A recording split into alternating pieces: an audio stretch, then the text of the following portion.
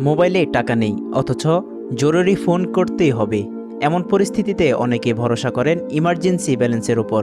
কিন্তু এই ছোট্ট অসুবিধাটি যদি হয়ে যায় অপরের কাঁধে থাকা একটি ঋণ, আর সেই ঋণ পরিশোধ না করে যদি চলে যেতে হয় পৃথিবী ছেড়ে। ইসলামের ঋণকে অত্যন্ত গুরুত্বের সঙ্গে দেখা হয়েছে। পবিত্র কোরআন ও হাদিসের ঋণ পরিশোধের ব্যাপারে বারবার তাগিদ দেওয়া হয়েছে। ইসলামী ফিক অনুযায়ী কোনো ব্যক্তি মৃত্যুবরণ করলে তার সম্পদ থেকে সবার আগে পরিশোধ করতে হবে ঋণ। এমনকি তিনি এ বিষয়ে কোনো ওসিয়ত না করলেও উত্তরাধিকাররা সেই ঋণ পরিশোধ করলে তা সওয়াবের কাজ হিসেবে গণ্য হয়। ইমার্জেন্সি ব্যালেন্সকে অনেকেই ছোট বিষয় মনে করেন, কিন্তু শরীয়তের দৃষ্টিতে এটি একটি ঋণ। তাই সুযোগ পেলেই তা পরিশোধ করা উচিত এবং মৃত্যুর আগে নিজের সব ঋণ হিসাব পরিষ্কার রাখা প্রয়োজন।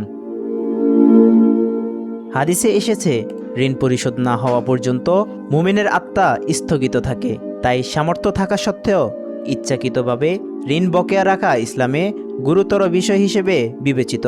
তবে কেউ যদি আন্তরিকভাবে ঋণ পরিশোধের ইচ্ছা রাখেন কিন্তু সুযোগ পাওয়ার আগেই মৃত্যুবরণ করেন, তাহলে আল্লাহর রহমত আশা করা যায়। ইসলামী বিশেষজ্ঞরা বলছেন, ইমার্জেন্সি ব্যালেন্সকে সাধারণ মোবাইল সুবিধা হিসেবে নয়, বরং ঋণ হিসেবেই দেখা উচিত।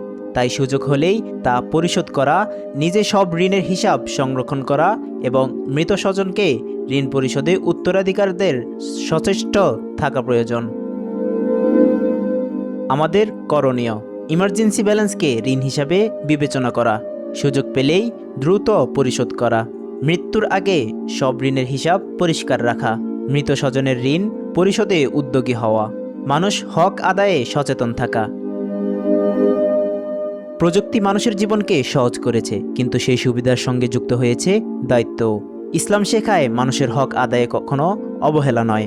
তাই ইমার্জেন্সি ব্যালেন্স হোক কিংবা যে কোনো ঋণ, সুযোগ পেলেই তা পরিশোধ করা একজন মুমিনের দায়িত্ব। মেহেদী হাসান, আজকাল।